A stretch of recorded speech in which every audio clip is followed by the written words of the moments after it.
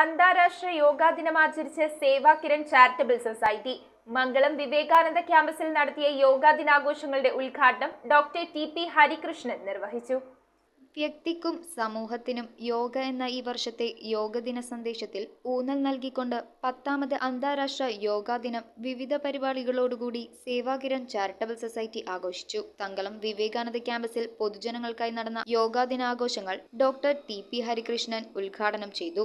സേവാ Kiran charitable society president K N. Jayachandran അധ്യക്ഷനായ ചടങ്ങിൽ Seva Kiran secretary P G. Sajeev സ്വാഗതവും ഇ.എ. അജിത് കുമാർ കൃതജ്ഞതയും അറിയിച്ചു. തങ്കളം വിവേകാനന്ദ വിദ്യാലയത്തിൽ വെച്ച് നടത്തിയ യോഗാ ദിനാഘോഷങ്ങൾ പതഞ്ജലി യോഗ പരിശീലകനും yoga research centre state council മെമ്പറുമായ എ.കെ. സനൻ ഉദ്ഘാടനം ചെയ്തു. തുടർന്ന് കുട്ടികളുടെ യോഗ ഡാൻസും പ്രദർശനവും നടന്നു. News bureau, Kothamangalam.